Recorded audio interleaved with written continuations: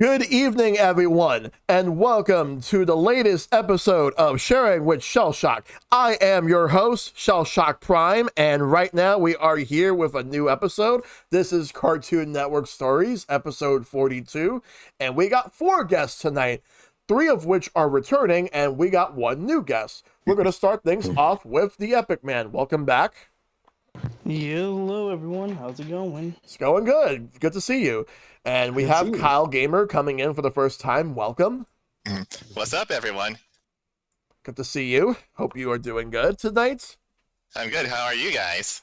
Doing as good. Awesome. As good as I can be. Good to see you. And good to see you, Silver. Welcome back. Yeah, yes, guys, I'm back here once again. You can't get rid of me that easily. Exactly. And we have MoonlitMaple. Yep, glad to be back. Shell, thanks so much for the invite. Really looking forward to the conversations tonight. Yep, indeed. I'm looking forward to having this conversation with you guys, because we got a lot to talk about in regards to Cartoon Network. Because before we get started, so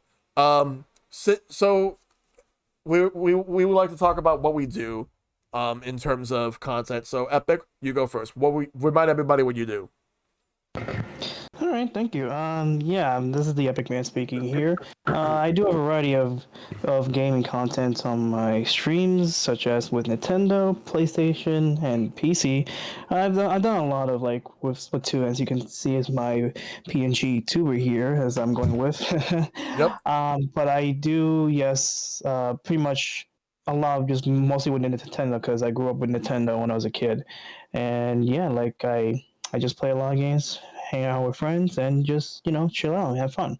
That's pretty much what I do. And I really, really grew up with Cartoon Network that's why I'm here, because I grew up a lot with this network alongside with Nickelodeon and Disney Channel, but mostly Cartoon Network was my go-to channel for every moment, for whenever I want to check out after school, during summer, everything has always been Cartoon Network with me. Whenever I turn on the TV, hanging out with my grandma back then and my parents, I used to watch a lot of Cartoon Network stuff. So yeah, that's why I'm glad to be invited here.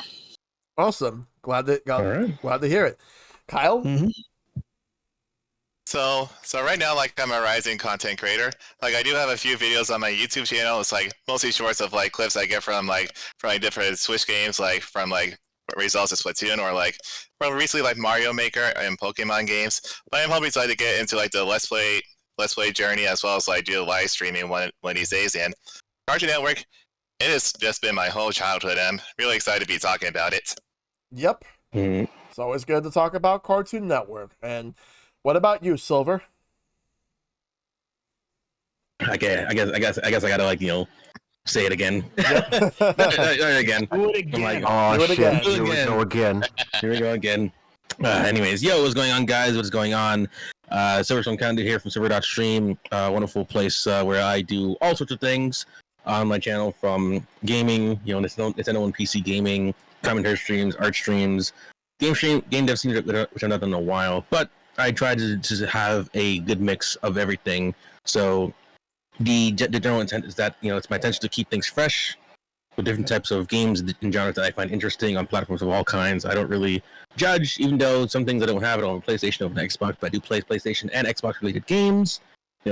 I really try to just have a space for as much as I can, so long as it's interesting to me, and I feel like I'd have a great place for it on my channel. So yeah, and most of the guys know me for a lot of stuff within Bonfire, a lot of graphic design, and a lot of just being the go-to guest for some podcasts from time to time.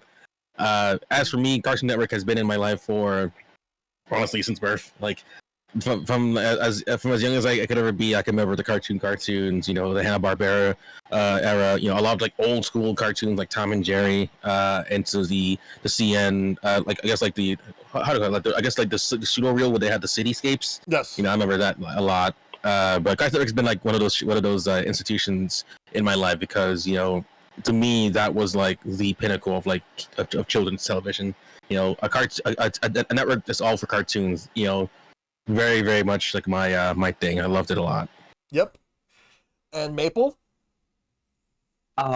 Hey everybody, this is MoonlitMaple. I am a variety streamer here on Twitch, primarily doing like a lot of like Nintendo games, but you know I dabble and stuff like on Xbox, PC, you name it. But yeah, no, just like I really wanted to be a part of the conversation tonight because just like everybody else here, Cartoon Network was just like a huge part of my life growing up. There are just so many fond memories that I have, just like watching like a lot of these cartoons like later in the evening. Funny enough, like I watched a lot of Nickelodeon and Cartoon Network, like a mix, and like the way it kind of worked out was kind of funny. I kind of like would wake up in the morning watching like Nickelodeon shows before I would go to like elementary school and stuff like that. But then like later on when I come home, it's just like all Cartoon Network, just like later in the evening hours. Yeah. But yeah, no, just like seriously, so many wonderful shows: Courage the Cowardly Dog, Samurai Jack, Powerpuff Girls, Teen Titans, you name it. Yep. And yeah, no, just like really looking forward to diving into like all these great shows.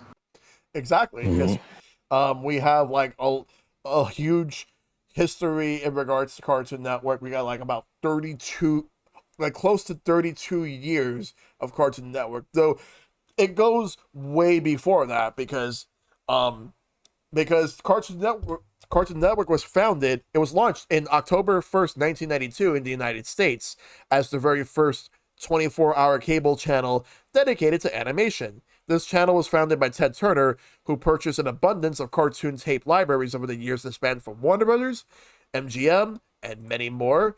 And they ended up getting Betty Cohen, who at the time was the senior vice president of TNT, to devise a network to house all these programs.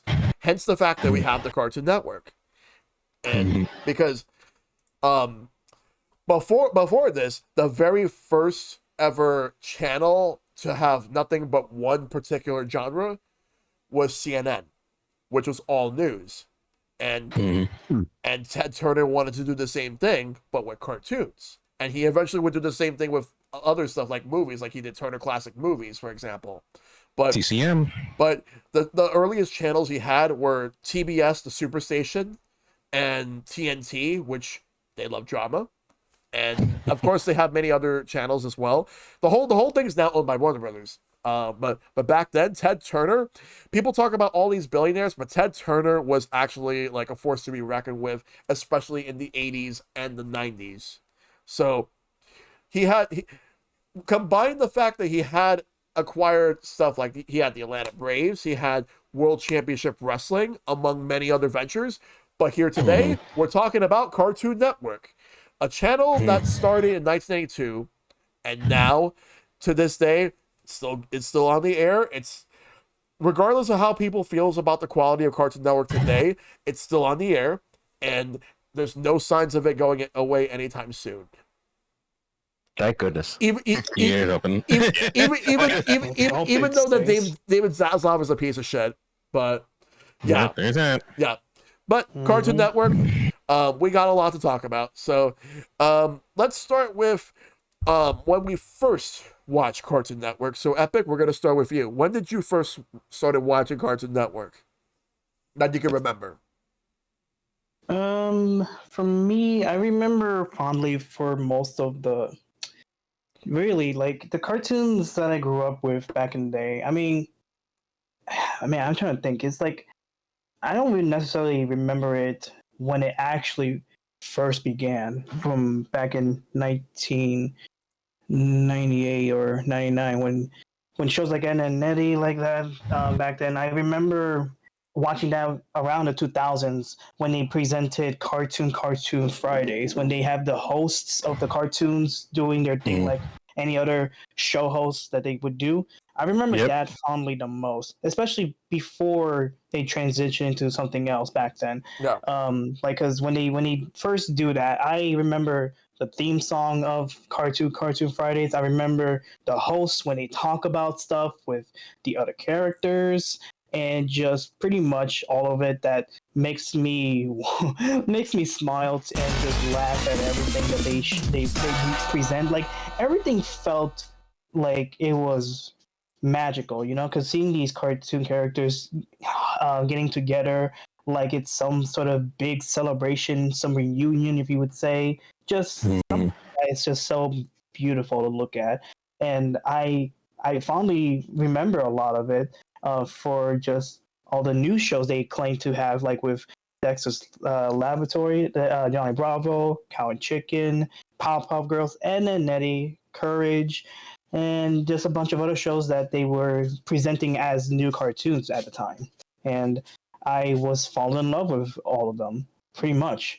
And even I watch the water cartoon segments where they present the pilots and other shows that wouldn't be able to get their chance, but some have. I remember the one. What was it like? Well, I can't remember if it was exactly like. Did anyone remember the one that Seth MacFarlane did with the dog and Yes, the guy? I do remember. It was actually called Larry and Steve. Larry and Steve. That's the Right. one. I remember Yeah, I that remember one a that one. lot. I laughed that one the most because of just how stupid and just ridiculous it can be, and it did predate for Family Guy back in the day because Seth was doing the cartoons back then, so it really shows that, and and then there was like really a bunch of cartoons. Even and the pizza guy delivery cartoon where he was trying to get to the Arctic Circle in 30 minutes or less. That made me laugh the most. That I even did a thing where I wanted to put a camera up and just record a whole show and redub it myself to talk like in the cartoons for some dumb reason. I think it was called what, Pizza Boy? Pizza Boy, Yeah, Pizza Boy. And no tip. And no tip. Yeah. And of course, Yeah. and people make fun of that recently because of Pizza Tower that came out. Of course they would, because it is just like Pizza Tower because he's such a worry guy that wants to get tipped before the time runs out, just like Peppino. Yeah, because back then Domino's had their 30-minute guarantee for delivery. Oh yeah, They did. Pretty much. They Yeah, definitely did.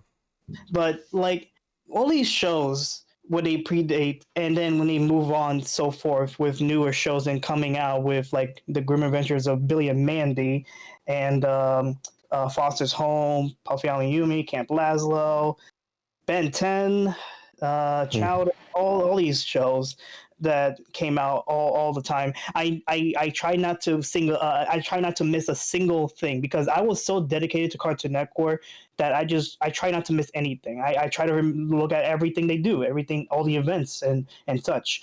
I mean, I could try to remember most of them, but maybe not all because my memory can be a bit doozy sometimes. But even then, I literally just could not stop watching Cartoon Network all the time. Like, I mean, I had Nickelodeon aside. I mean, I can remember those shows in there too, but just nothing matches my watch time of me watching Cartoon Network because I really, really couldn't stop watching because everything is always just me watching Cartoon Network. And my parents know it. My grandma knows it back then. Everyone knows it. Everyone knows I was a Cartoon Network fanboy. So yeah, that's really, really I remember much about Cartoon Network. I was really dedicated into watching the network a lot. Yep. Right. Yeah. Kyle? I don't really remember when exactly I started watching it, but I say it's like back maybe like the mid to late 90s where like Cartoon Network and Nickelodeon was like I was always like going back 50-50 like between the channels because like each channel like has something like amazing to watch. But one thing I do remember about Cartoon Network was like the show Ed, Edd n Eddy. I remember like at the time like whenever I was visiting my dad, he would forbid me from watching that show. Really? Oh. Yeah. Really? Wow. Yeah. I have no idea why. Like maybe whenever you saw it's it, too violent. It's probably the art style. It could be the art style. Like that show was really just out there. It was. I mean, then again, the creator Danny Antonucci, he has done a lot of, well, I wouldn't say a lot, but he has done adult cartoons before, and they were actually very gruesome. So he has done something even worse than Ed, Edd n Eddy. So yeah. Yeah. I mean, my dad never really said like why I can't watch it. Like I'm not sure if he didn't like the way they were acting. Like everyone calling each other jorks.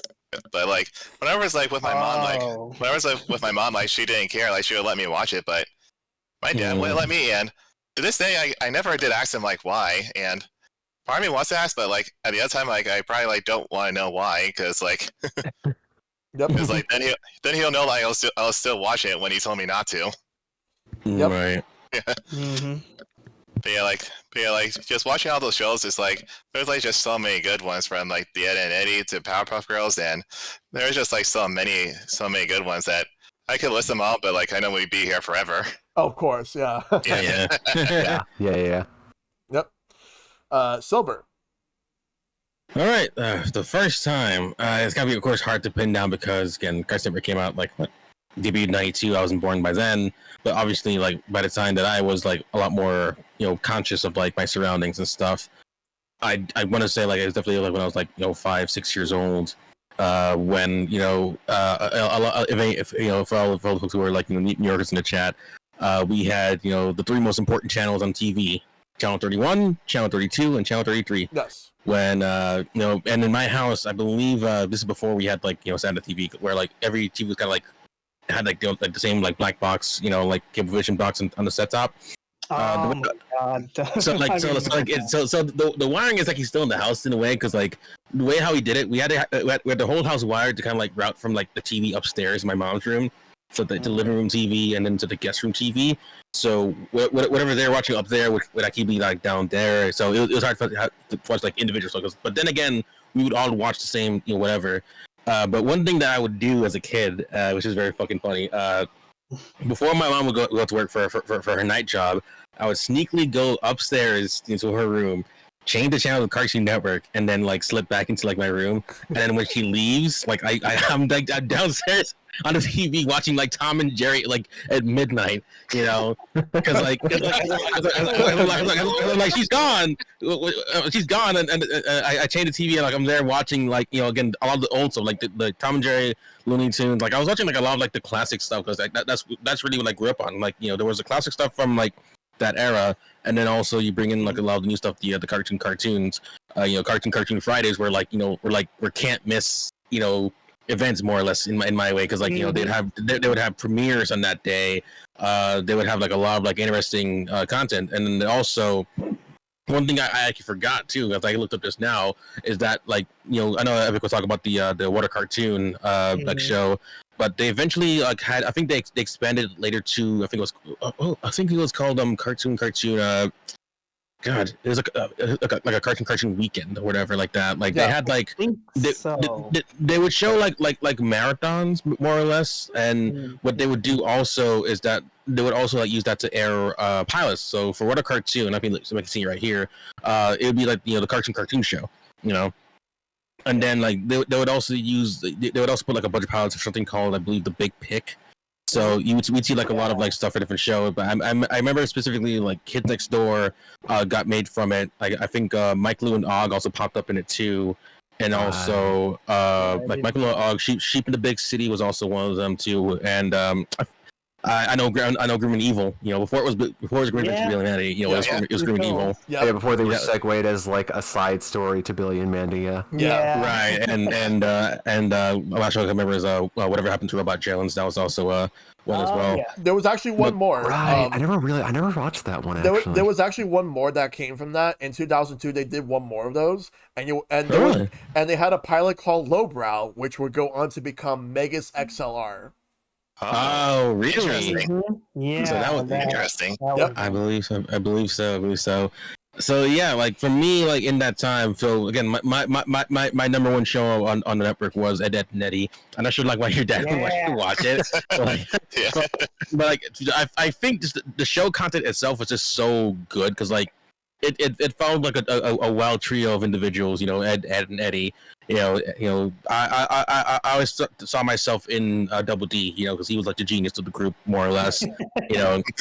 Eddie's trying to like he's trying to be the brains, trying to be the guy making a quick buck, and then Ed's got a lovable oaf. Yep. And it was just good to see like how whatever like their aspirations for jawbreakers and getting money would get them into all these like wacky scenarios. And man, like I remember like a lot of like just like the moments like in that show in the earlier seasons, just like I remember like thinking that like jawbreakers were like these like wonderful super candy, like what's so great about these goddamn things that are like driving these guys like nuts, for that stuff. So again, that was a really big one. You know, Powerpuff Girls definitely a big show as well. Really loves that. And then of course this was also as we get like I think 2000. I won't stay too long because obviously like I'm not really here.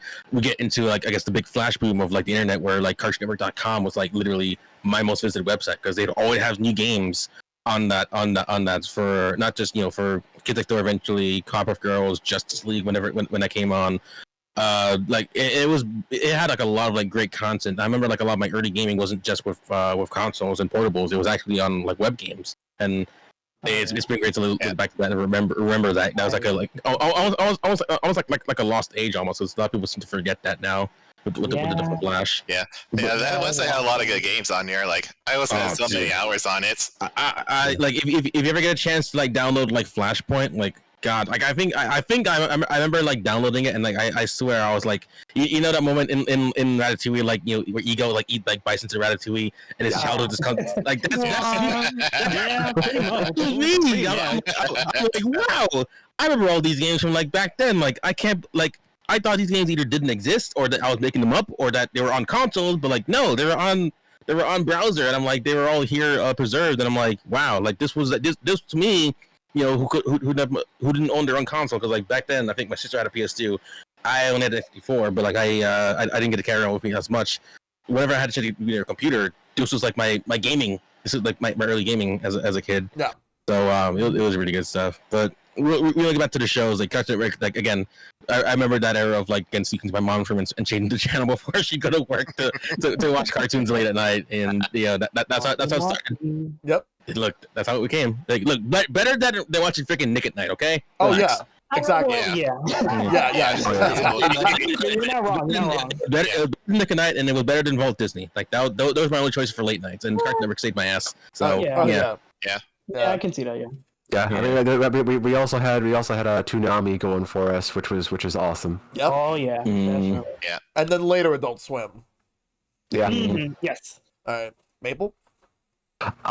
Okay, so I like some of the other guys. I can't exactly pinpoint like when exactly I started watching Cartoon Network.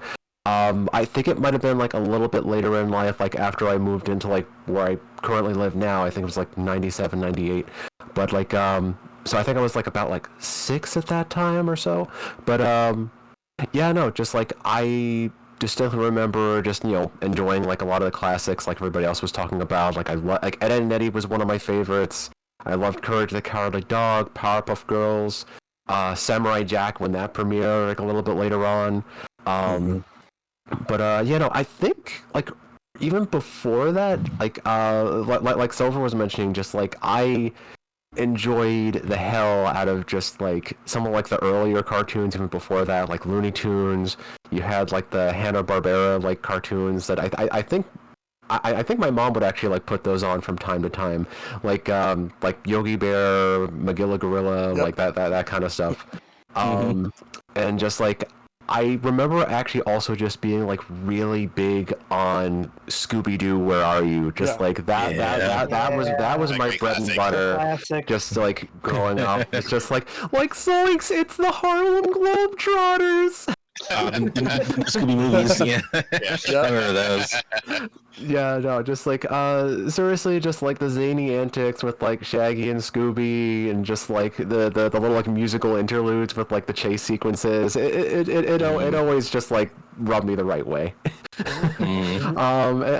Just like it's a really fun time, just like always watching those, and just like my God, was it a treat when like we eventually got those TV like movie specials.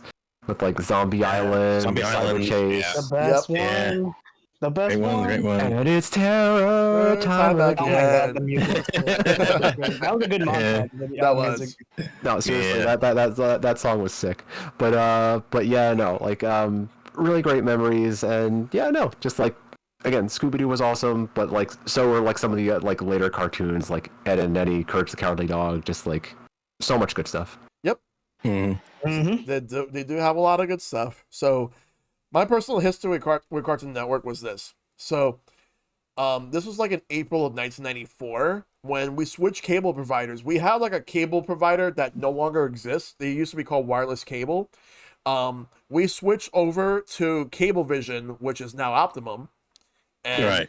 they and this is when Cartoon Network was on that cable service because it wasn't on the other one, but they did have TBS and TNT in the other one because I remember watching whenever I was not watching Nickelodeon or like the local channels, and whenever I had days off, TBS and TNT used to air cartoons. Some of the cartoons that they would air would later air on Cartoon Network. They would air like a lot of Looney Tune cartoons from a certain time period, like the 1930s up until like the early to mid 1940s, because Nickelodeon had the rest of them, as well as ABC, who had the Bugs Bunny and Tweety show at the time. So All right. what I remember growing up was that, in addition to that, they would also have Popeye. They would have Tom and Jerry and Hanna-Barbera cartoons, except with the exception of Yogi Bear, because for whatever reason, Nickelodeon had Yogi Bear for a little while, which not many people remember that. But Interesting. they had it for I think like 2 years. But what happened also is that they had like a lot of cartoons, like mainly Warner Brothers, MGM, Paramount, mainly because of Popeye and some other stuff. So whatever Ted Turner had access to, that's what he had. They aired on TBS and TNT, and because before Cartoon Network was a thing, that's where they would air them. And then it's like, you know what? Let's make Cartoon Network. So they made it in 1982. But I remember seeing it advertised on Nickelodeon every now and then whenever I would see TBS or TNT like advertised and all that stuff. They say, oh, Cartoon Network as well. And I remember there was one time, I think in 1993, where Nickelodeon like was doing like one of their like their Thanksgiving marathons. They actually took a jab at Cartoon Network that said ordinary. They had an Ordinary Tunes logo with the Cartoon Network logo on it, and that was basically their subtle jab. And Cartoon Network were paid them back years later. I'll get to that in a little bit. And I was like, what are you talking about too? when we talk about the Cartoon Network memories, I'm gonna talk about that. But right now, I'll say this right now. There, like in '94, we had Cartoon Network. The first show that I think that I remember watching around this time it was just reruns of Looney Tunes. It was reruns of Looney Tunes, and then like it would segue into a couple of other stuff. Like they used to have these action hours where they had some of their Hanna-Barbera's action shows. They had Space Ghost, they had the Herculoids, they had some other shows and all that. I remember also watching the later seasons of Captain Planet. They were airing that too. Yes, because Captain Planet is owned by Ted Turner, which now is owned by Cartoon Network. But anyway, that's reruns of A Pup Named Scooby-Doo. Reruns of it was basically that was so good too. Reruns of everything. Flintstones, Jetsons. You would see like all those mystery shows. I remember like in '96 they would have like they had a block on Sundays called Mysteries Inc., where they had reruns of different shows, like for example Inch High Private Eye, Hong Kong Phooey, Jabberjaw, and there's like so much more that they would air. They would sometimes rotate shows and air different shows each week. It was every Sunday that it would actually come on the air, and it was like 96 to 97. They had some other blocks. They had Super Chunk, where they had like a mini marathon of a show. They would do some trivia of said show, whether it's like reruns of different shows. Here's another thing. Even though these two particular shows did air on Cartoon Network, they were airing on syndication as well as TBS and TNT. And these two shows are SWAT Cats and Two Stupid Dogs. Two Stupid Dogs. Yep. And with Two Stupid Dogs, many of the people who worked on that show would go on to work on like a lot of the Cartoon Network shows, which 95, we had the pilots, the world premiere tunes. They did like they did stuff like Dexter's Laboratory, the Powerpuff Girls, Johnny Bravo came on to the picture. Cowboy Chicken was a part of the earliest groups. Courage the Cowardly Dog was a part of that as well. They had like a lot of shows. And then you also had pilots that went nowhere, sadly. Some of them I felt like were never going to be shows to begin with. Like there was like a character named Pizza Boy and No Tip, which I actually know you were talking about that, and also then there was also a Dino, like there was one for Dino from the Flintstones, Dino Stay Out. Oh, okay. Oh, right. I Yes. believe I do remember. And then there was this one pilot where they had like this yellow duckling named Hardluck Duck, and he had an alligator friend named Harley, voiced by Brad Garrett. That was a pilot. I wanted that to be a show. That never became a show.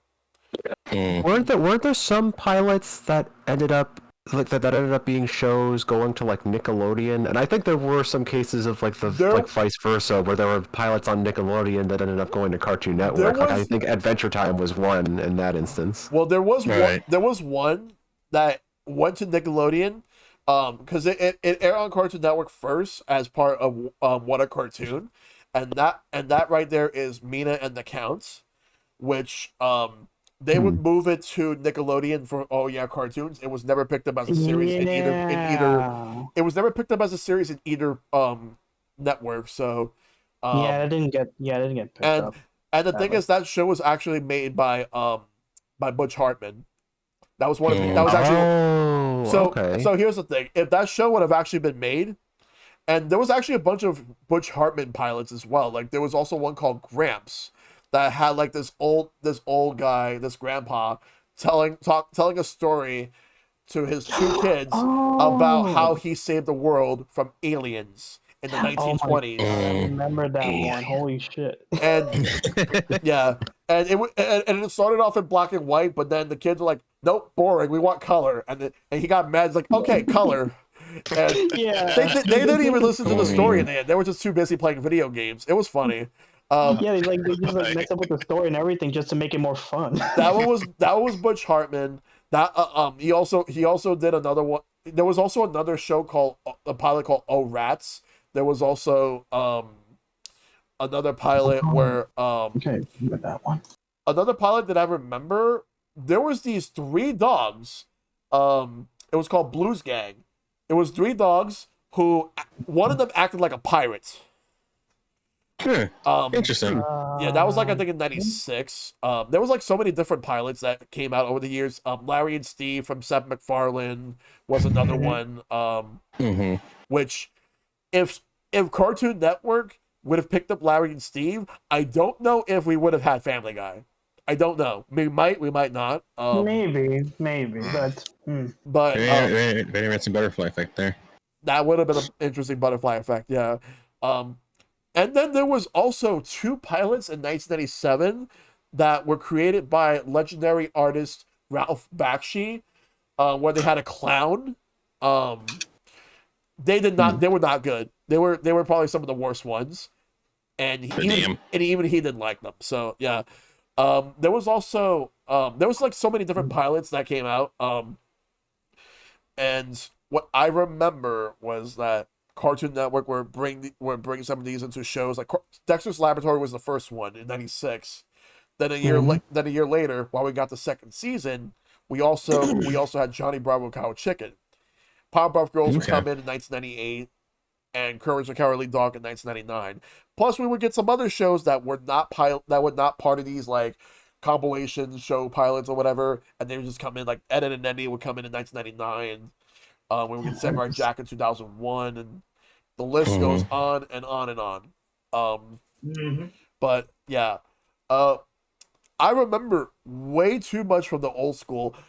Here's one, before we move on, I just want to bring up one obscure show not many people will remember unless people were from my generation. The first original show for Cartoon Network was called The Moxie Show, where they had this I believe it was a dog. He was voiced by actor Bobcat Goldthwait. But all it was is basically him, like just him and his own daily adventures. But they would just air cartoons in between. But so almost like how like he was there for like almost like bumpers in a way. Yes. Oh, okay. The show right now, like the show itself, is lost media.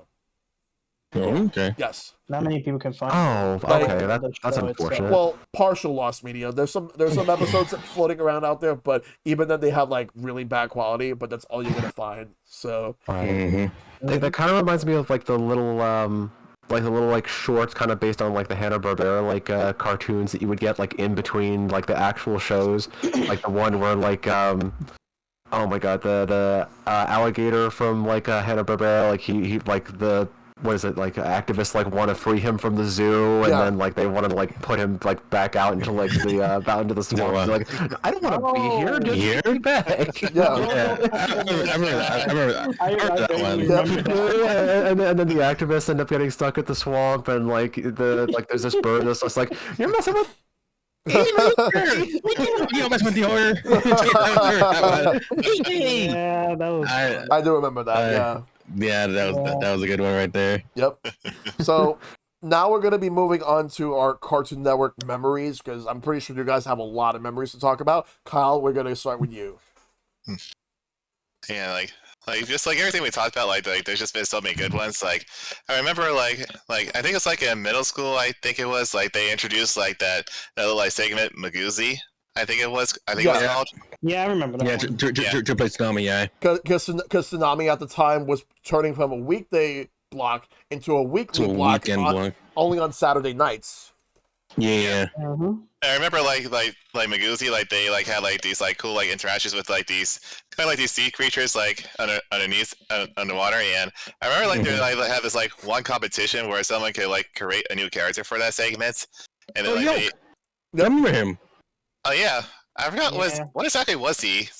He was like this alien that was like inside like it was like an egg shaped like thing like I can bring it up real quick, but like I remember like he was like in an egg shaped like kind of pod, and he was like running around. I don't think he could talk, but like he was like in a fluid thing, and he had like a form.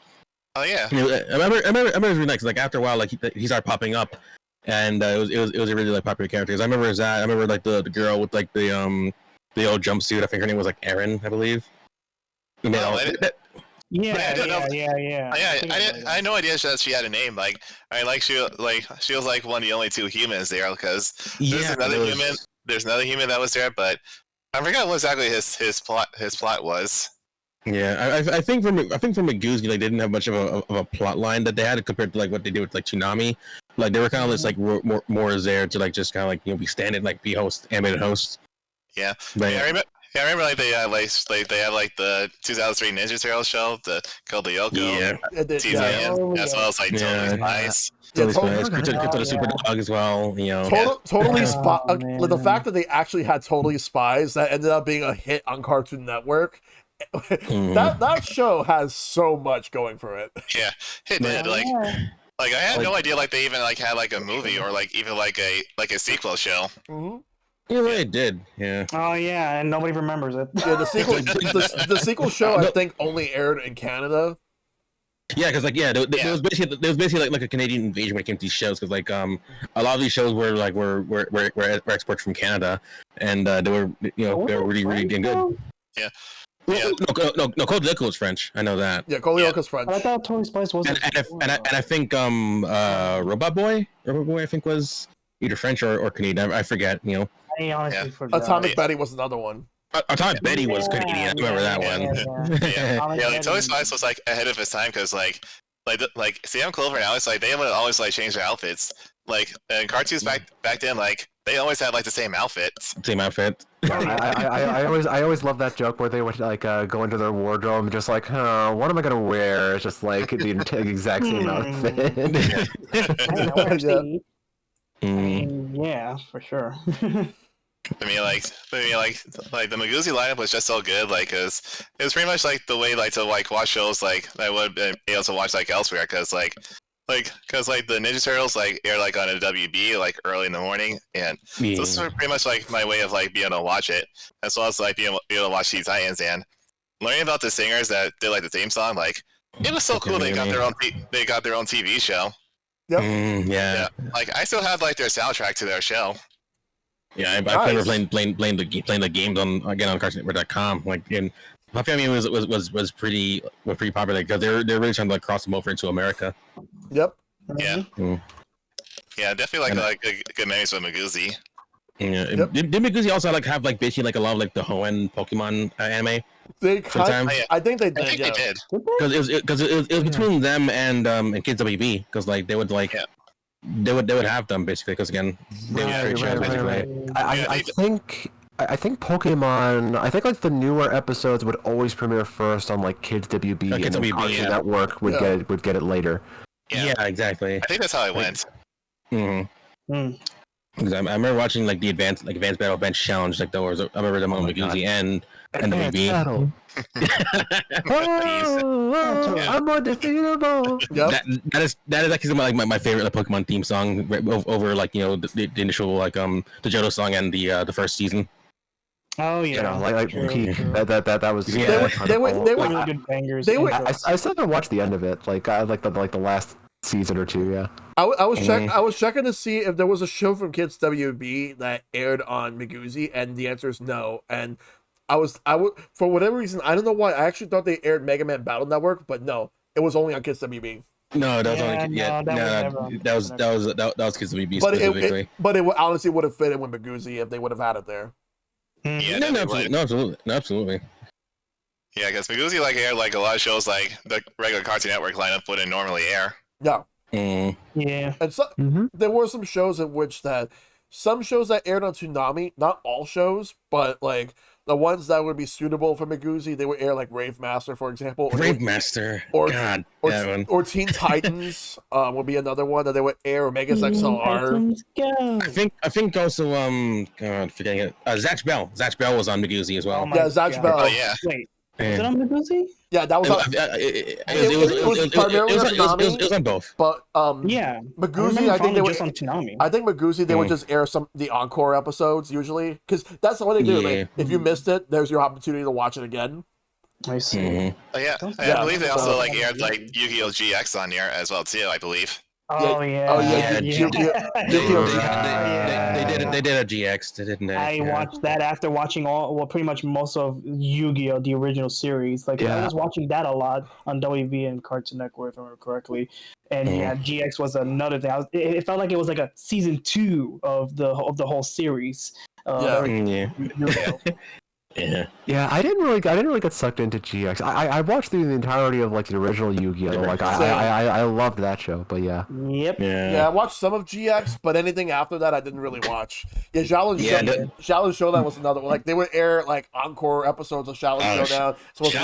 Challenge Showdown was like that goddamn show. I loved the concept of that one. You know what? It was like that they- kind of show. They've also aired reruns of Static Shock. Yeah, Oh, yeah. Static Shock was Sorry. great. That was Yeah. another good one.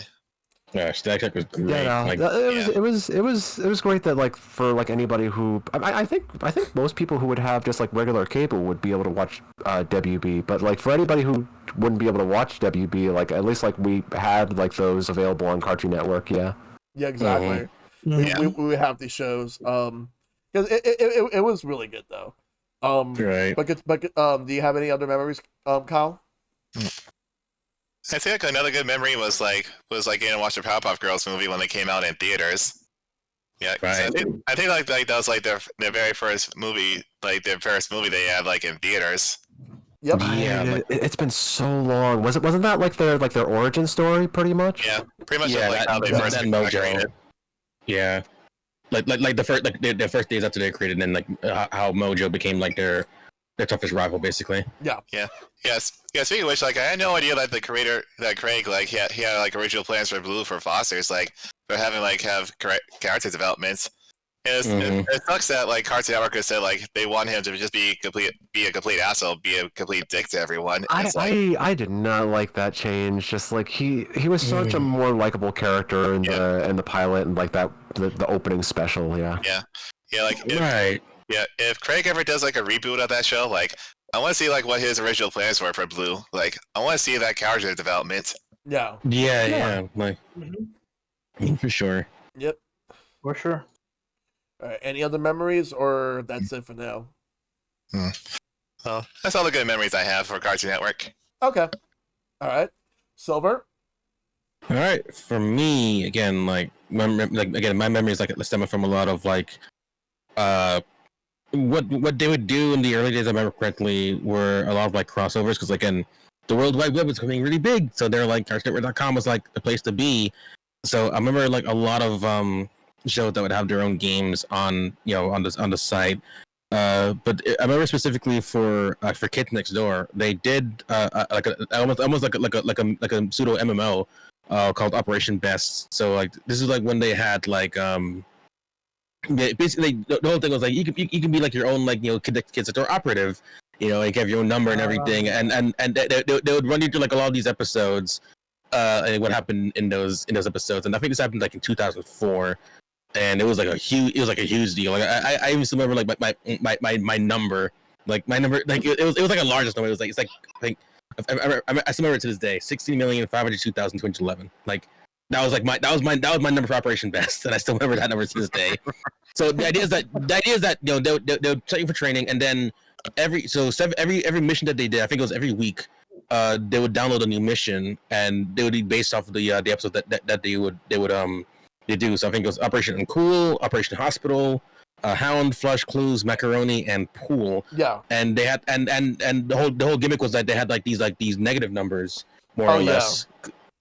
Because I think it was negative number 4 who was leading the DNK instead of the KND, because they were like the inverse Kids Next Door, and I loved like that whole like thing, because like it brought everything together in that sort of universe, and then eventually I think.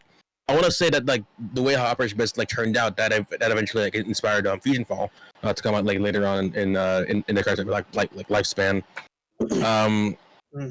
Like other memories I can really just like think of like on top of my head, I guess. When Cartoon Fridays just became Fridays, because they had like human hosts and everything. Yep. And they would have were pretty cool. Like I forgot their names, but like.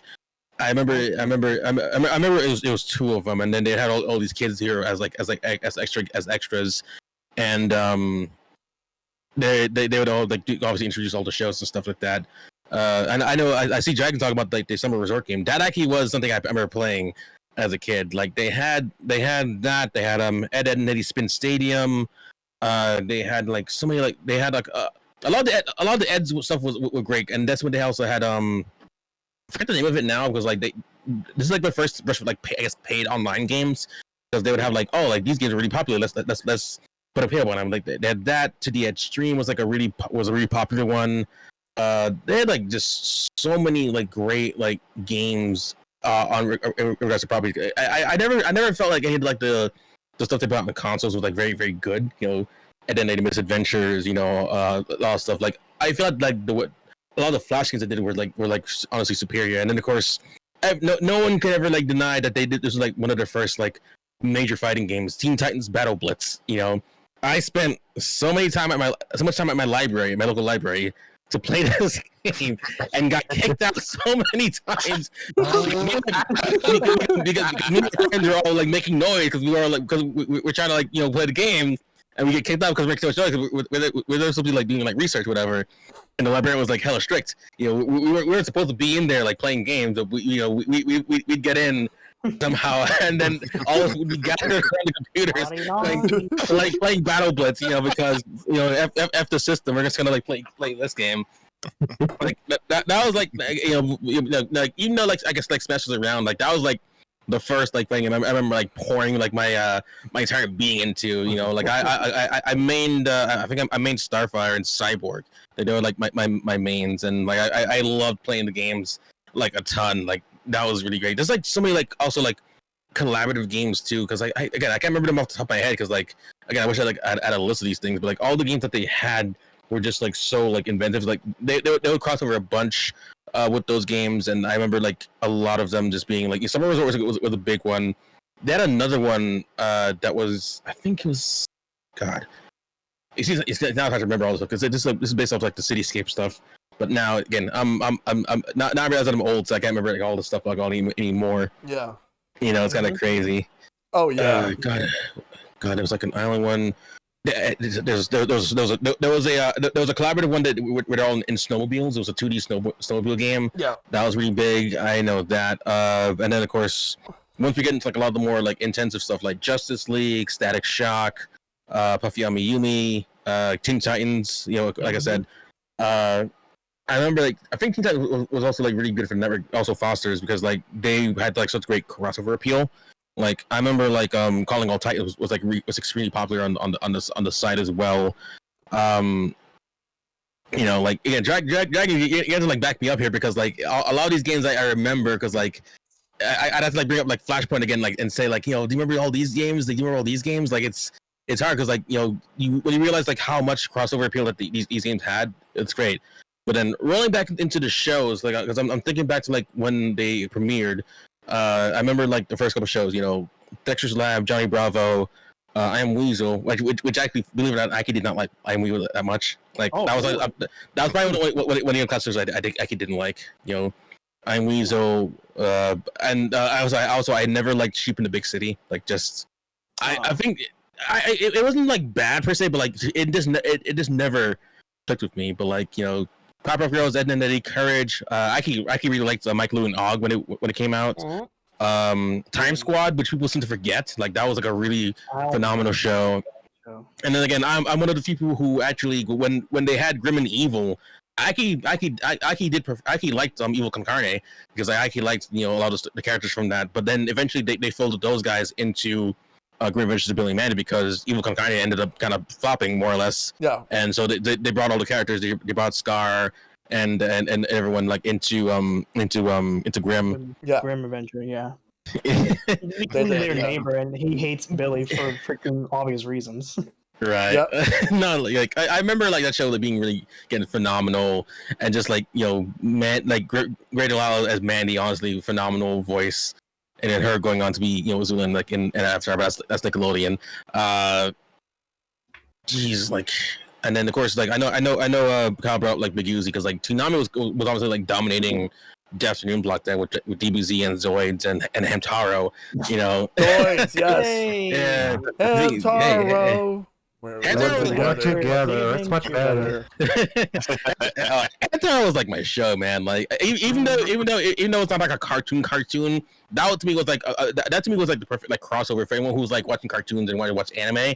That was like the mid gap right there. Like you watch Hamtaro and then you go off into like whatever like whatever anime thing. Yeah. Even kind of was funny in place, because I liked how like they had like, you know, Hector as like the brain and like the stomach on the bear, Boskov, and like I think because he was dumb as hell, and it was hilarious. Dumb stuff. And because I remember Major Dr. Ghastly, I loved her. She was like one of my favorites. Yeah, she was one of my early favorites, and I remember Scar as well. Again. Mm-hmm. And then I think once, like, if I could point like a point where like I kind of stopped watching Cartoon Network as much, because like eventually we'll get to that point where like, you know, where we dive off. I think it was right as they got into like the 2005-2006 era, because like I know that the last like original show I remember watching was like the OG Ben 10, but like when they had like Juniper Lee and Camp Lazlo, Magic Murders a Monkey, Squirrel Boy, that's when I started to like really fall off of Cartoon Network, because like I remember like by then a lot of the old series were gone or ended, and you know, it wasn't really keeping me around as much, because I was starting to age out a little bit of like the OG cartoons, you know, that kind of stuff. But then going back to like, guess like, you know, Candy, Foster's, that they were really keeping me alive. I think Kids was like kind of like the second like big boom for me in Cartoon Network, because like that was like that show like was like so good. And it still pains me that they never got to like do like a sequel series like Galactic Kid Next Door. Yeah, he wanted to, but Cartoon Network says no. Yeah, Cartoon Network didn't want it, and I'm like, you gotta be serious, because like this show was like so like creative and inventive. You know, like the you know there are a lot of like aspects about that I really still remember very well. You know, the treehouse system, the fact that there were multiple Kids Next Door like operations. You know, because Sector V was like the one that was in the show, that was the main show. Mm-hmm. And then also like the technology that they came up with was still like, honestly, like always so weird. Yeah. It was so honestly, the technology, you know, honestly, rainbow monkeys and all that crap. I'll say this, honestly, if they would have pitched that show a few years earlier, like around the time when the Renaissance was like, Adventure Time, regular show, Steven Universe, and all that stuff, they more likely would have got it. But like, there was a point where during that renaissance, that kind of was short lived because the Teen Titans Go. But that's another story right there. So if they would have pitched it a few years earlier, they would have got it. Yeah, but like a lot of my memories stem from like the cartoon era, because like that was when like it was like quintessential can't miss television, where like you're glued to your screens for 22 minutes at a time to watch all those episodes.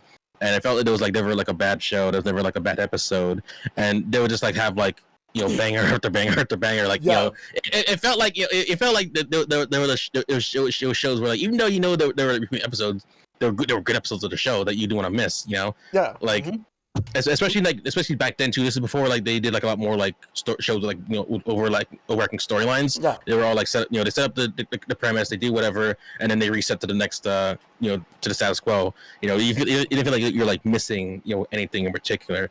So that was like a big part of it for me. So that's only like a snippet of my memories. Again, if I can remember the games, I'll probably bring them up like throughout the night, because like again the games were a big part for me, because again I spent like my whole like teen child's like adults life on that side, because again the tie-ins were like for me for real. Yep. All right. Now, all right, Maple. All right. Well, first off, just before I get started, just like when Silver just mentioned like their code number for Kids Next Door, just like, holy hell, that's huge. Like my mind went to. Have you guys seen Beetlejuice, the movie? Yes. I remember Beetlejuice. You guys remember that ending scene when Beetlejuice is like in the waiting room? He takes his number and it's like 1,600,000 or something. And I'm just like, okay, there's Silver's code number. Again, I don't know how to remember that number still, but like it is. I'll look right down in the chat. 16,502,211. I remembered it. I committed it to memory for literally the last like 20 plus years. Like I remember that is my official Kids Next Door number. That to me was like my moment. I'm like, I'm an official operative. That's my number, even though it's long as hell. I don't remember that till the day I die. That's just gonna be like on your tombstone, just 16,502. Yeah, that be there. Oh my god, but yeah, no, just like just a few memories, just like I'll I tried writing down like a few that like that like it kind of came to the forefront of my mind. So just like since like in like the early days, like I mentioned before, like I used to watch some Hanna-Barbera cartoons, a lot of Scooby-Doo, and obviously like a lot of Looney Tunes, and just like to this day, like I always enjoy like classical music. I love like a lot of that stuff from the early days, like Chopin, Liszt, Debussy. And just like the awesome thing about Looney Tunes was that like you had like those episodes, those shorts that like actually introduced you to like classical music, like the Barber of Seville. With like Bugs Bunny just like shaving Elmer Fudd, and then like just like marrying Elmer Fudd and throwing him into the cave. And like the whole opera episode with like Elmer Fudd, kill the wabbit. What's opera doc? I think that one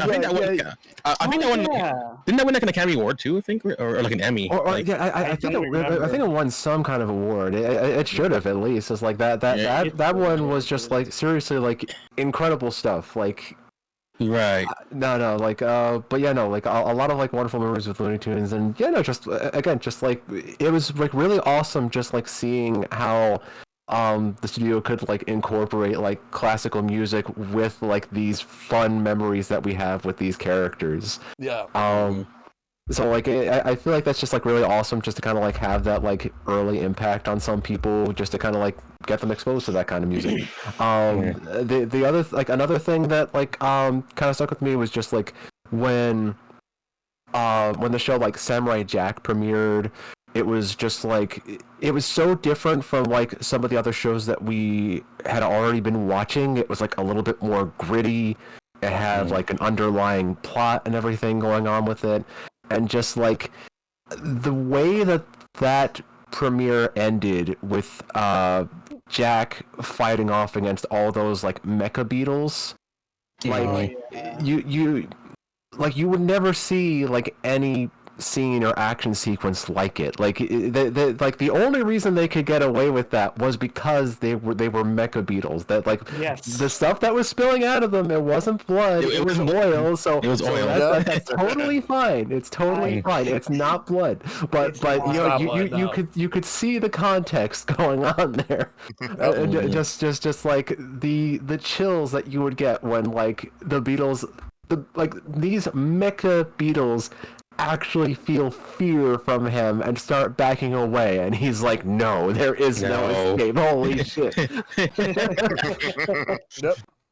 Oh god, like that just hit so hard. And just one other thing, like one other memory, I don't know if like I'm going crazy thinking about this, if this even happened, but like I swear it was one of the newer episodes of Dexter's Laboratory, where like Dexter was he's doing so well in school that like what was it, like a college wants to like have him like come to their campus and like be an undergrad there, and like Dexter started taking classes there, and like, you know, like he's doing well, but like, you know, like he's like really like wearing himself out trying to like get like all of his stuff done. Meanwhile, everybody else there is just slacking off.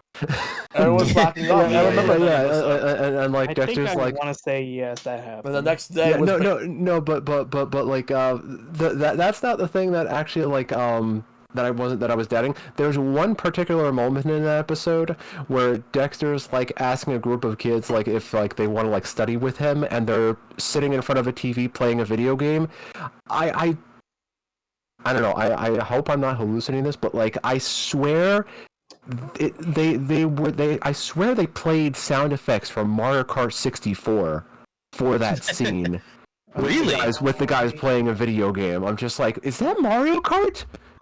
They're actually playing the sound effects from that in this episode. I'm gonna have to look this up. Really? I don't know if it might have just been like in like the. I don't know if it might have just been like only like in the first airing of it or something. Because like I know the last time I watched it, I don't think they had like that kind of like sound effects going off, but just like I don't know, like I'm just like, did I just have like a fever dream or something? Did that actually happen, or am I just later episodes? Like the newer season from the show. That was like when Gendy Tartakovsky was too busy working on Samurai Jack around that time. Yeah, essentially. You know, and Gendy Tartakovsky just gave us like so many like wonderful shows like from that era. It's incredible. Yeah. But yeah, no. I'm hoping I'm not hallucinating from that. Like I hope I'm not like just like making that up. But just know I that just like stuck in my mind as like something that happened. But yeah, no. Those were some like really great memories. I could go off on like a bunch of other memories of like different moments and shows and whatnot, but you know, we'd be here all night. We definitely would. Yeah. EpicMan. Oh, okay. Where do I start? Because where do you even begin? Go right ahead. The thing, like I said before, from my first time watching the network, is that I really meant it when I said that I really did not stop watching Cartoon Network overall. For the longest time since I watched it, since around the early 2000s. I remember fondly for Ed and Nettie, Powerpuff Girls, Johnny Bravo, I Am Weasel, Cow and Chicken, all those early cartoons, and even with the Hanna-Barbera stuff and Looney Tunes, just all those cartoons, and Tom and Jerry, which is one of my favorite cartoons that I watched back in my days. And I really do like that they were trying to do something new with all the shows, new events, eras, like, and I know you guys remember all the eras of Cartoon Network, like specifically that people liked the most was the Sea and City era of Cartoon Network. Like the real cityscape. Yeah. I love that era. That's probably my favorite era of Cartoon Network. Probably, I would say the the golden era for Cartoon Network when they were trying so much of like with these bumpers where they acted like they're in real life with the city itself, having everyone gathering together as if it was like a crossover multi-universe kind of shtick, you know, like to see the ads in the cul-de-sac, the pop-up girls in the city, in Townsville, in Townsville, and just all the characters coming together. Like the one bumper where Professor Utonium was locked out of his car, and Dex was, and like, his keys. oh, he was like owning it. I'm like, whoa, dude. And then Mandy was like, do you try the door? And I'm like, oh. He's like, oh, silly me. He's like, I remember that. Oh yeah. It was like one of my favorite bumpers out there, and there was like a lot of them too, like where they do the before and after. Oh no, not before after. Oh, when the show's about to be finished, when they tell you what's next of the cartoon shows you're gonna be watching next, like they show this something of a still like a still image of Oh yeah. yeah, like I that remember still that. background, and it's like, you know, right now you're watching this. Next up, followed by is this, and then like, you know, you're watching Cartoon Network. Yes, Yep. and I was seriously like fond of the way they built the world. They made these the world building of these cartoons coming together to just live together and all. Just it always makes me so happy to see that they're doing this to bring out their creativity to make these cartoons matter as if they're in real life. You know, like it was so beautiful looking. Like that is like my favorite era of Cartoon Network when I was a kid. And then this other era that I remember, and I would say specifically for the year during summer, the summertime in 2005, where Cartoon Network were celebrating the summer times, where they did this really cool thing. Like I don't know if you guys remember in 2005 where they did the little logo with the eye, and they did a summer song at the time, where they did like a little beat for the music, where they had Foster's, Camp Lazlo, Juniper Lee, and all these cartoons back in the day when they were airing. Like it, I can't remember the song, but if you look up in Cartoon Network 2005 summer, that's honestly I would say my favorite time era for the summer, because everyone loves watching cartoons in the summertime. I think I do remember that. But see, like I know you bring up like music, but also like I remember like, you know, they also had the groovies, you know, for the bumpers. See, I know it's not the same exact thing, but like yeah, like when everyone's in a concert, that's what I remember the most. When everyone's in a concert to celebrate the summertime, that's why I remember that one too. Yeah, because I think it was like supposed to be like kind of like almost like a Woodstock for kids in a way, something like that. Yeah. And what's even crazier is that I don't remember why I have this particular DVD that I got. I forgot where I got it from, but this DVD that I have in my hand right now, and I don't have the camera right now to show it, but this DVD is a Cartoon Network DVD sampler for the Cartoon Network summer, where they were just giving these out to people who want to sample these cartoon shows to check out for you want to see, where they have Foster's Home, they have Palfiama Yumi, they have Camp Lazlo, and they also have Juniper Lee. All these cartoons with just one episode each of them to just, you know, just to show brand new shows and current shows to get the kids to get into the Cartoon Network love, you know, just like Try a sampler. just a sampler, yeah.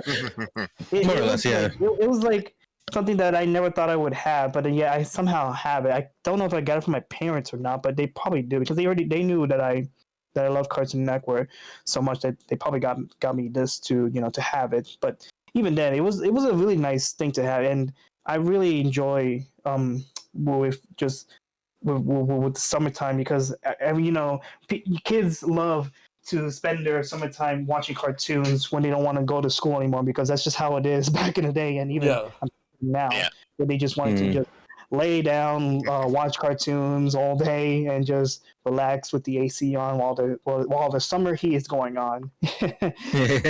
That's what I pretty much did for my summertime, where I just watched cartoons and play games and such, just to enjoy my summertime. So, and I will give one other memory. and that is the Cartoon Fridays. I remember, like I said, I remember distinctly so much that it would be somewhat my first memory of watching cartoons, where it's just watching the Cartoon Fridays were so special to me because of seeing the cartoons hosting to show off the new shows and the old shows with new episodes, and watching these bumpers to show like, oh man, they are just getting along, huh? They're having an interesting conversation with each other, just like any other people would do, So Yes. it was really nice. It was really magical. Like, it felt like it was real to me when I was a kid. I remember so much of them that I just like to watch them having fun and just tuning in every Friday. Whenever the weekend comes in, and just feels relief that you are going to stay at home just watching the cartoons and just enjoy a good time. Yep. And of course, it goes on and on until what Silver mentioned about how they change from being cartoons to having actual real hosts with kids being in there to change up the Friday formula at the time. Like in Zynga. Yeah, because it was just like it was just called Fridays because like they cut the cartoon part off there. Yes, and they had these hosts, which I did look up the names. Like in Zynga. One of them is and Tommy Snyder, the guy, the host. Yeah. Apparently he went to became in that one show, DC Doom Patrol. Apparently he was in that. Oh, really? Yeah. Okay. Interesting. He was in that, and then there was the other host that came in later because Zinga Blake was the first host with. I remember Zinga. I remember her. I remember she was phenomenal. She was amazing. She was in there. I liked her a lot. Yeah, she was there first, and then she got replaced by who was someone named Tara. Tara. Yeah. You know what's the funny thing?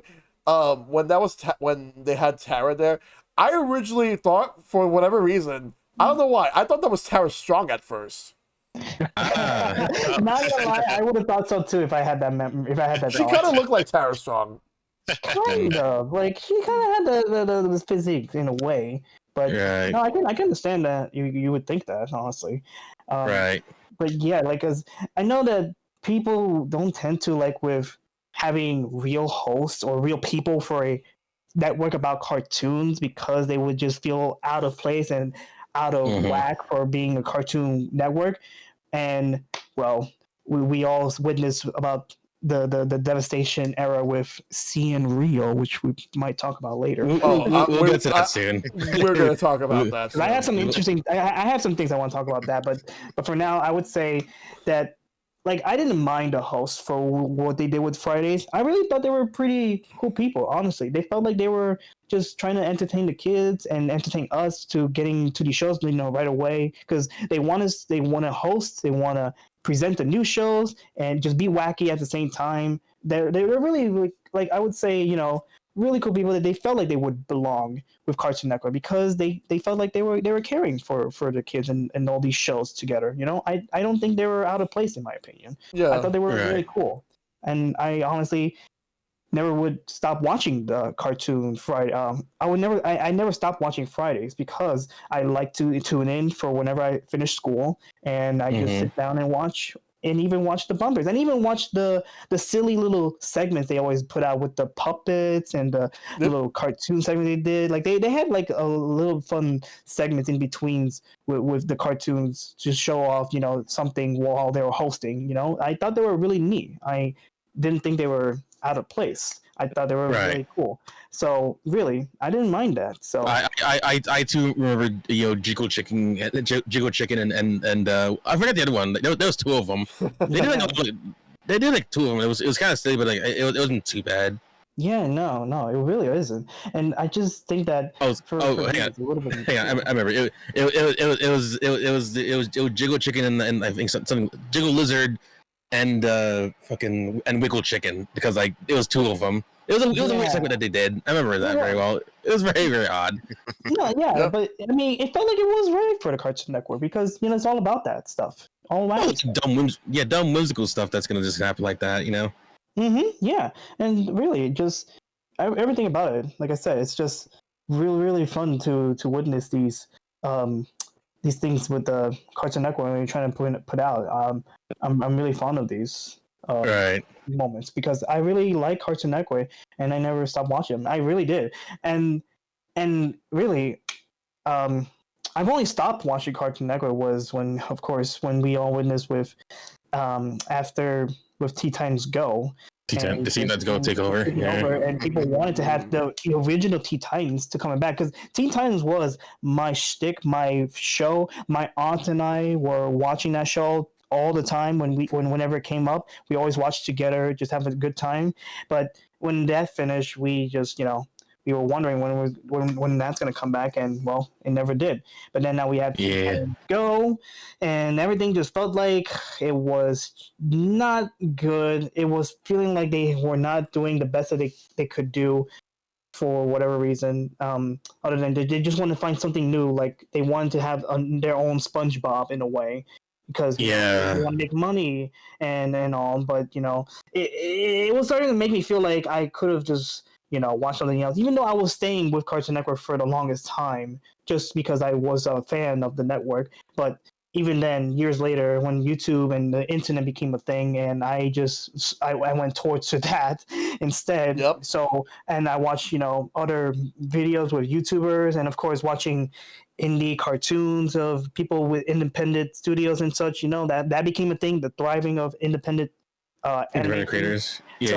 That became a thing, and I was into those, and I really want to catch up on these instead of watching Cartoon Network, which made me sad a little bit. But I was hoping that it would come back with something that would reminiscence with that about the old Cartoon Network, which they kind of did. Like, because if you guys remember the one special episode of OKKO, where they did an episode where they had all the some of the characters from the old Cartoon Network shows, like with Raven, with They did do that, didn't they? Yeah. Raven, Garnet, they had Ben 10 as well. Yeah, Garnet was in it.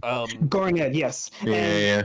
They did a really cool thing where they did a crossover where they have shown other cartoon characters, and that one specific moment where they did that one punch where they had all the cartoons changing shapes into other memorable cartoon characters in one go. Even Moxie from the Moxie show, they had the gall to show the Moxie from the Moxie show in there, which is weird because nobody remembers that until they bring that up in that one moment where they show all the cartoon characters in togetherness. Yep. Like what? I think they had an episode where Captain Planet was in it. Yes, they did. And also remember they also did Sonic the Hedgehog episode with that one too. They did the Sonic episode with like Roger and Colleen voicing Sonic and Tails respectively. Yes, they did that too. Fun fact, that's really cool. Fun fact about that episode, like the main villain for OKKO, Lord Boxman, voiced by Jim Cummings. In the pilot for Adventures of Sonic the Hedgehog, as well as the Sonic Saturday Morning Show, Sonic Saturn, Jim Cummings voiced Robotnik in that. Oh, interesting. Oh, I forgot about that. Yeah. Oh my god. Yeah, like I remember something like that too. But yeah, that was weird. Like, because that show was honestly really fun to watch, and it really has something for me to think about. How it reminds me of how Cartoon Network used to be with that show. Just trying to be as unique and wacky as possible, because like when the renaissance of Cartoon Network came up with 2010 with Adventure Time and regular show, that became my most favorite shows at the time, like specifically with Adventure Time, because I used to watch that and watch it so much that I just want to make reviews of the show on Tumblr of all places. When that good old Tumblr.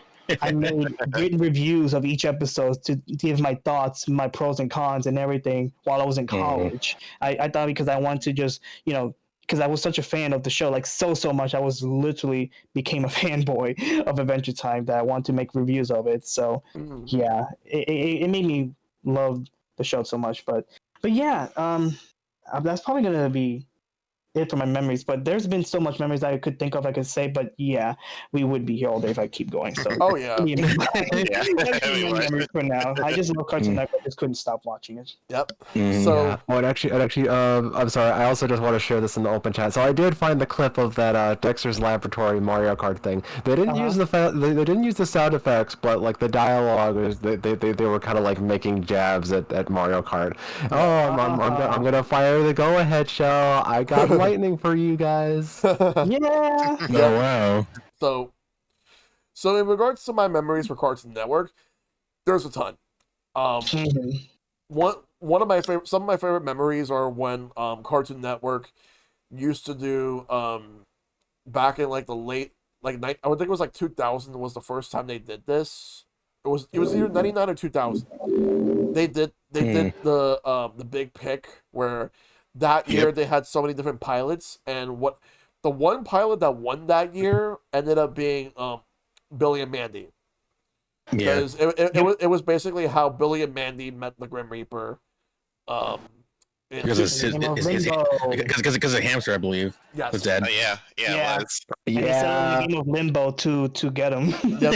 I In remember that. in, Yeah, two, yeah, in 2001, because like I thought there was like another pilot that was like airing like during that big pick that I was having I picked as my second choice. I forgot what it was, but I know for a fact that for the 2001 there was one Mhm. clear winner. There was no show that would be able to pass this one because they had a lot of really good pilots, but nothing would compare to one that would go on to become one of my favorite shows in the 2000s. And that show is Codename Kids Next Door, which Mhm. the pilot is the only time where the episode did not have operation and then they had the acronyms for like whatever they titled. Right. They Cla- actually classic one. No, no no P P in the ool. Yes. Like, Which That's Yeah. what it was. because yeah, Yeah. that's a good one. because here's the thing about that. Originally, Kids Next Door was not really supposed to be its own show. There was actually a show. They actually did a pilot back in 1998 or 99 called Kenny and the Chimp. Oh Um, my god. Oh yeah, yes, I remember that. with that Professor Triple Extra Large. yes. Yeah. Funny enough, and Kenny was voiced by Tom Kenny. And what happened was Mhm. that was originally supposed to be the show that they were gonna go for, and that the Mhm. kids next door was supposed to be, oh, it's just those kids next door. Like they were just gonna be just there. Because it was supposed to be that this was the show that they wanted to go with, that the creator, but then he decided to just submit the pilot to Kids Next Door sometime in Mhm. 2001, and they decided to use that for the big pick, and that got the most votes, and that ended up becoming a show. So, Yep. Mhm. um, Huh. And I'm guessing like right after that, Tom Kenny just moved on to voicing SpongeBob because it kind of times out. Yeah. yep. More or less, yeah. And in 2002 they had one more, but they had a different name of it. They were branded it to something. I don't remember what they were branded it to, but Mhm. honestly, a lot of the shows that they had in that were not great. But there was only one that was really good that I'm glad actually became a show. Lowbrow, which become Megas XLR. Mega 6LR. This- Yeah. and I have four words about Megas XLR: chicks, dig, giant, robots. Yeah. Coop is a fucking amazing character. You have Great show. like dude, like because Coop was voiced by David DeLuise, the son of Dom DeLuise. That was a really good show. Like it felt more like an anime that was made by like Americans. It was that good. Mhm. A shame it had two seasons, but it was a shame that it was cut short. That they actually had more that they wanted to do. But Cartoon Network did not care for it. They went as far as actually making that show a tax write-off. Fuck Cartoon Network for that. Yeah, they did. That was a big Yeah. And that's not the last time to do that. That tax write-offs will be mentioned. But anyway, back to memories. So another memory that I could remember having for Cartoon Network was when I remember when they first premiered. Well, they had the second season of Dexter's Lab, but I remember they were hyping up Cow and Chicken and Johnny Bravo because they were going to turn into shows. They had these bumpers where there was a fence and you see like a peephole that said sneak peek, and then like basically took a sneak peek of an episode of Dexter from season 2 or season 1 of Johnny Bravo or Cow and Chicken just to see like what type of episodes we're more likely going to see, and then after and it hyped me up just to watch these shows, and Mhm. they would air Cow and Chicken on Mondays, Johnny Bravo on Tuesdays, and Dexter on Wednesday nights. During the summer, leading to the fall, like So and Right. I was just hooked. I was hooked on these shows. Johnny Bravo originally was not going to be a show. It was just shorts. There was a Short shorts, yeah. there was a pilot from What a Cartoon that almost became a show, but it lost out to Johnny Bravo in an internal vote. There was a pilot called Shake and Flick. You would have a dog named Shake, and then Flick was the flea. And I think I remember There was- that. I feel like I've heard that one before. no voice dialogue. It was just a bunch of music. It was like basically music. It more likely would have been Tom and Jerry of the 90s had this been a show. But Okay. Wait, when was that? Like, what year? the pilot was aired in 1995, but if it would have been a show, it would have released in 1997. But it lost Okay. it lost out to Johnny Bravo. Okay. And, Okay. But I remember just being so hyped, and because I remember Johnny Bravo, like the first season, they had Butch Hartman working on some of the episodes, and they also had Seth MacFarlane working on some of the episodes. Seth MacFarlane actually went on to say that working on Johnny Bravo was probably some of his favorite moments of working on Cartoon Network before he went to Family Guy. Okay. Because Yeah. some of the stuff that he did would eventually carry over into Family Guy. Interesting. Yes. But as far as memories go in general, I too remember the Fridays block. I remember watching Cartoon Fridays with my brother. We would watch a lot of Cartoon Network over the years.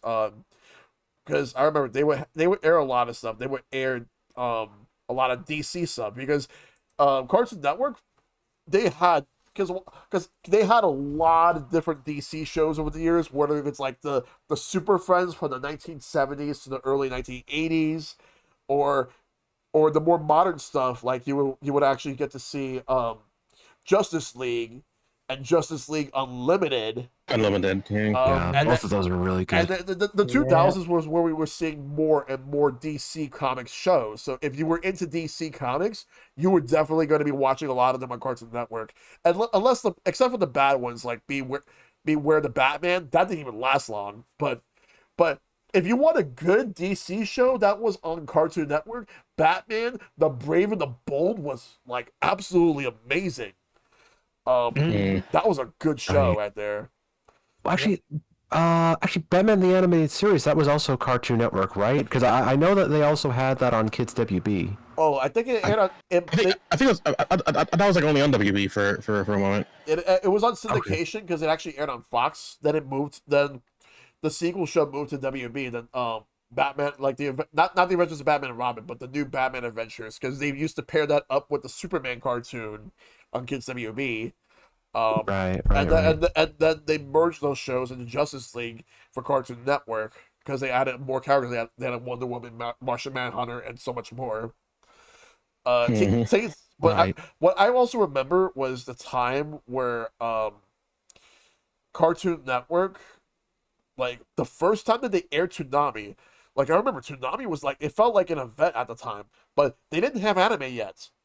Because what I remember was they had Moltar as the host. Moltar from Space Ghost Coast to Coast.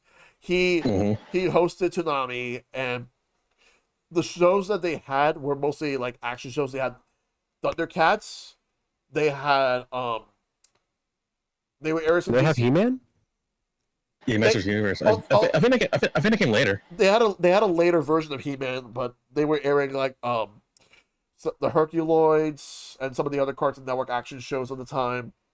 They also aired so many different Western stuff, DC comic stuff, but again, like I said in the Toonami episode, it wasn't until like '98 when they took a chance at Sailor Moon and Dragon Ball Z, and then once those two started gaining a lot of ratings for Cartoon Network for Toonami, then they started adding more anime. We would get a lot of other shows. We would get Tenchi Muyo. We would get Yu Yu Hakusho, Hamtaro, the 2001 version of Cyborg 009. We would get so many different anime, and then it got to the point where they ended up just moving Cartoon Network from weekdays to Saturday nights from 2004 to 2008 when the original run of Toonami ended before they brought it back in 2012. Right. But that, and because I also remember watching Maguzi, I watched a lot of the 2003 Ninja Turtles there. I watched Totally Spies, Code Lyoko. They would rotate a couple of shows out and air some other shows, but I like Code Lyoko was like a mainstay of Maguzi at that time. Like, you can't think of Maguzi without Code Lyoko. It felt like an event at the time. Just everybody was just getting into Code Lyoko. Yeah, me too. No, KyleGaymer was good. It really was. So good. I was like very, very, very into it because I was like so hopeful to see what's her name? The pink girl, Anita? Aelita. Yeah. I was like, oh my god, if she goes in the real world, oh my god, that'd be amazing. And then that she did, I was like, what? It's like, and then everything was like, whoa. It developed so very well because like a lot of the like the plot lines in that one were just like so.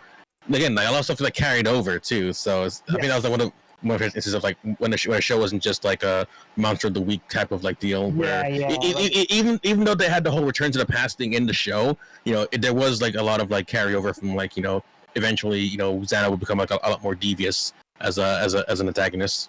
Yes, and that was also like into seeing like what's gonna happen with the real world if they actually did do something, like you know, seeing how they affected the real world from inside the computer, and I was like so into just to hope that, you know, everything works out, which they do, and to seeing how the plot evolves into with new characters coming in and things get more dangerous as they go on. So it was like so cool.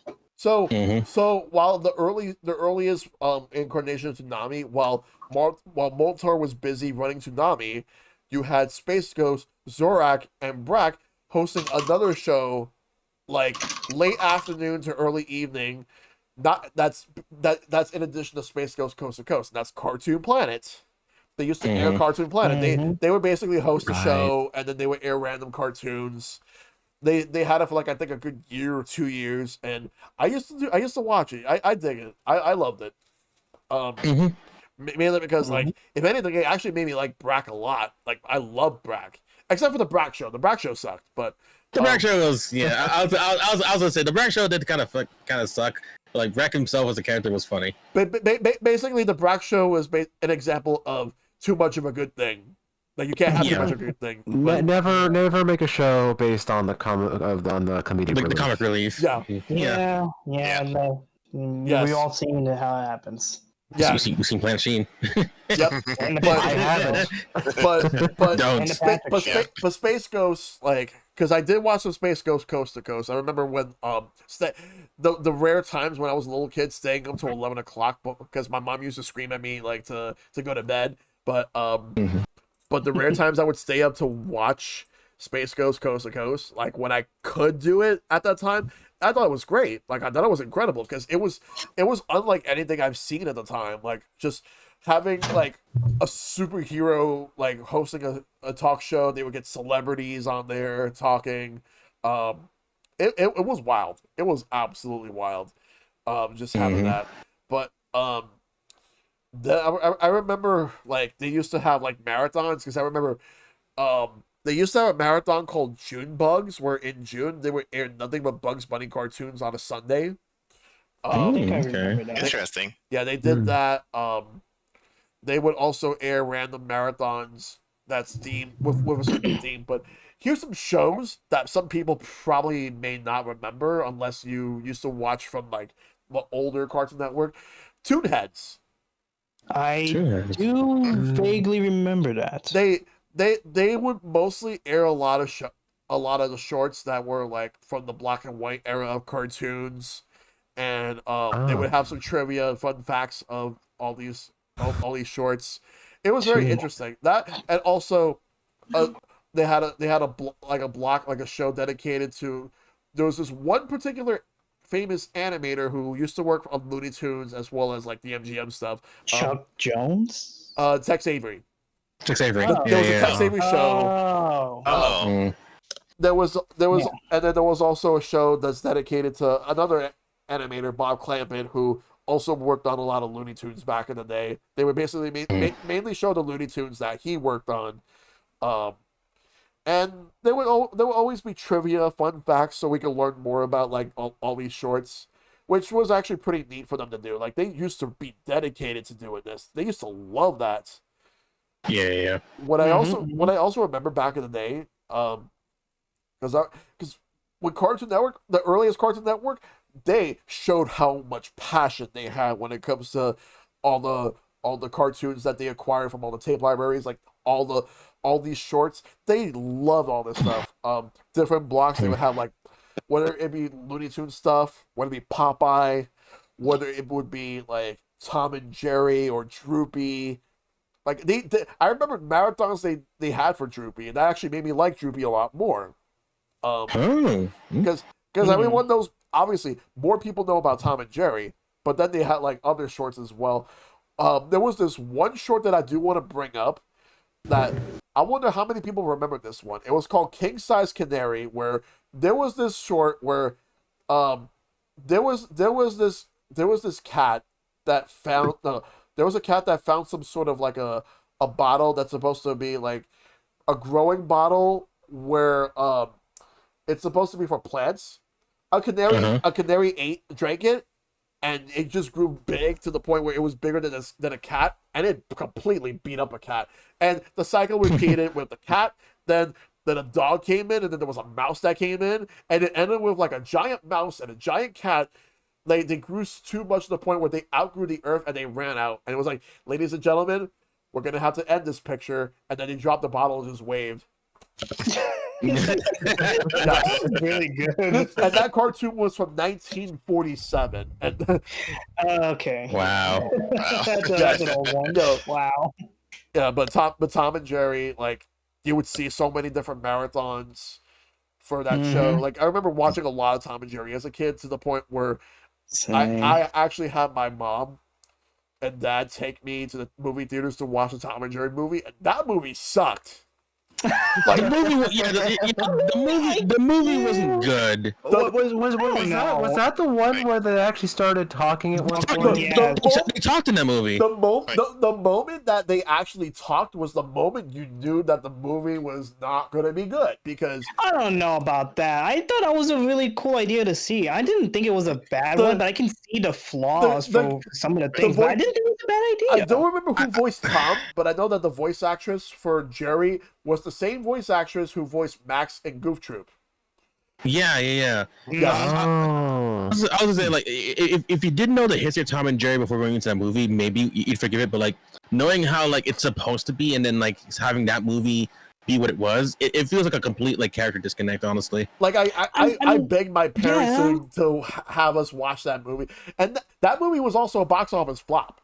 But yeah, it did flop pretty hard. Gee, I wonder why. Because even then, like even if they were talking and they were being quote unquote friends, they still hate each other for whatever reason. But they still do the slapsticks on each other. Like even with doing the story, trying to help that girl getting her with her father. Like I mean, I thought it was an interesting concept to see for a movie, which you could just take Tom and Jerry out and it wouldn't make much of a difference, but Tom and Jerry are just there to help her. But even then it's a weird concept, but I just thought them talking was a interesting yet kind of funny way to see if they were taught, because you would never think of that. You would never think of that. Now they probably could have saved that for like close to the end of the movie, or where it's just like a shock at the end. Wait, they talked? Maybe.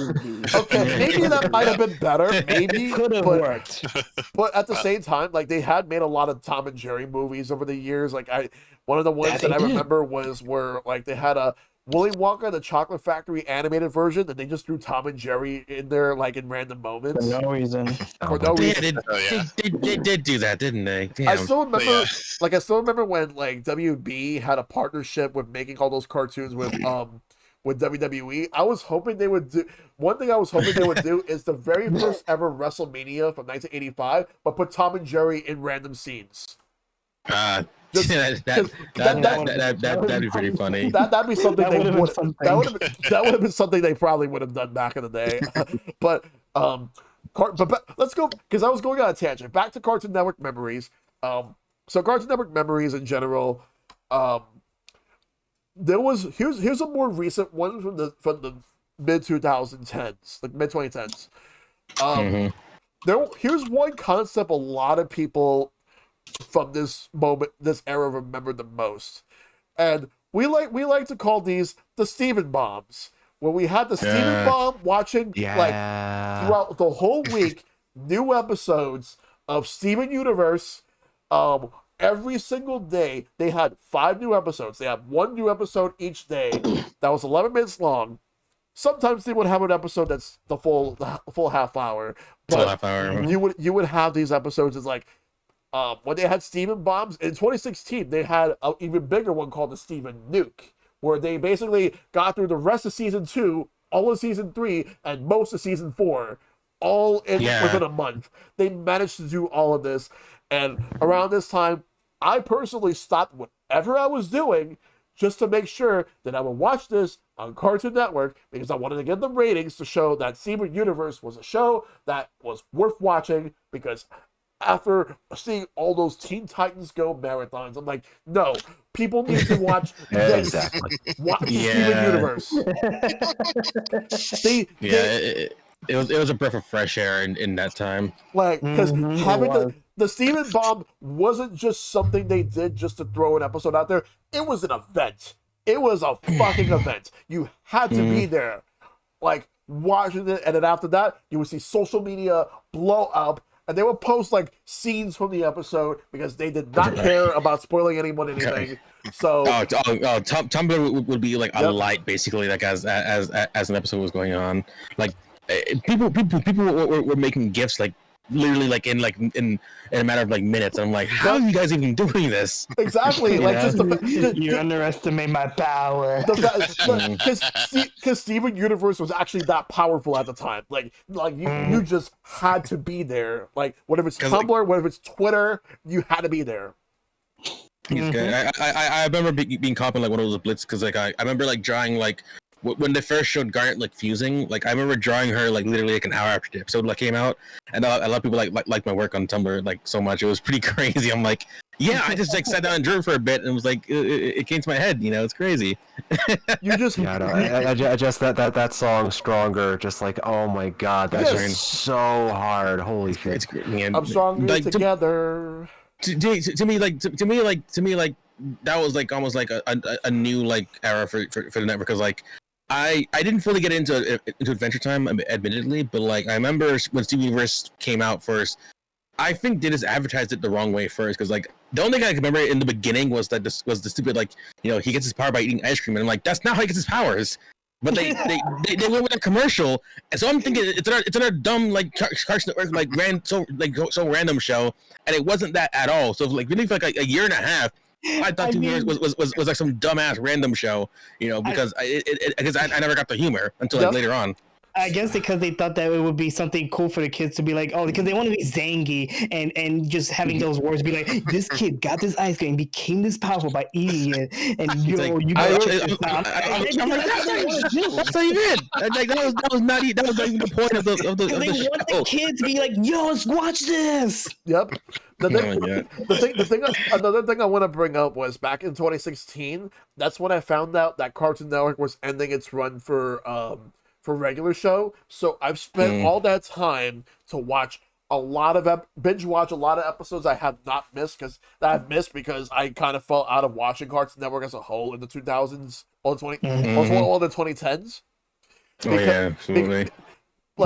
So, but here's the thing: I've spent so much time binge watching all the episodes up to a certain point for regular show, and I even watched the movie. I was watching everything in order up until like when I caught myself up, and I was watching the new episodes as they were airing until the finale. And what a show!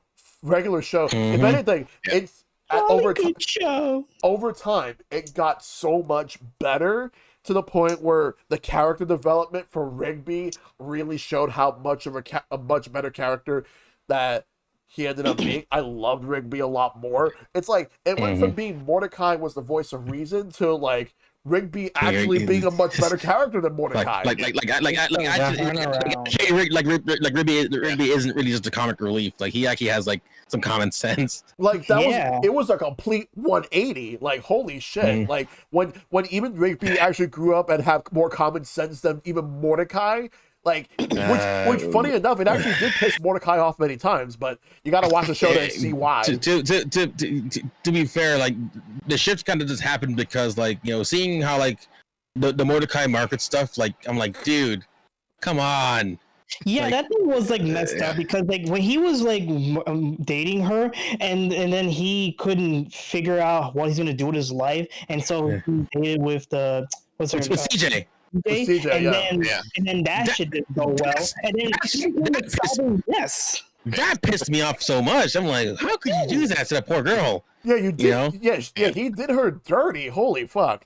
But but if you want to see why, watch the show. That's all. Yeah, you really truly. You gotta watch it. I gotta sit down and follow it. Just like it is like the few episodes that I did catch of the show were just like amazing stuff. I would just love how like everything would just get like blown out of proportion. Like also the one that I remember is just the coffee episode. Yeah. It really was a good show. Like, well, everyone was like more of a fan of Adventure Time. Like, regular show was the one that I really got into. Like, I tried watching Adventure Time, but even after a few episodes, I just couldn't really get into it. Yep. I mean, I kind of see like why people like it. It's just couldn't really get into it. All right. I would say though, for me personally, because I also didn't really get into it, but if I were to like recommend like a portion of it to watch, like watch the steak stuff with like Marceline and Princess Bubblegum. Like those were like the better episodes. Like they got really interesting. Like a lot of the earlier stuff was it's very hit or miss. And then also I know they have Fiona and Cake now. Yeah, we just getting to watch that series. That was really good. I think that are they like one of the first Cartoon Network shows like to have a lesbian couple? Yes. I believe so. Yes. I want to say yes, but like, you know, I'm sure it's out. I can't remember if they had anything else, but yeah, like that show was like. Because like Silver, you did say it was a lot of hit and misses because the early episodes they were just trying to find their footings for what they want the show to be, for like if they even wanted to make it as an episodic thing where it is an episodic at the end of the day, but they really did hit it home when they added lore and all the world building of the whole series where they just make it so cool that you want to tune back in to just check it out. That's the reason why I was in love with the show, because continuity in a show like this was driving me just to watch it all the time, and even many of the fans too, where they just wanted to see what happens next. And that became a really cool thing. That was a really nice thing. That really was. So in the meantime, where can we find you? I guess I'll go. I guess I'll go first.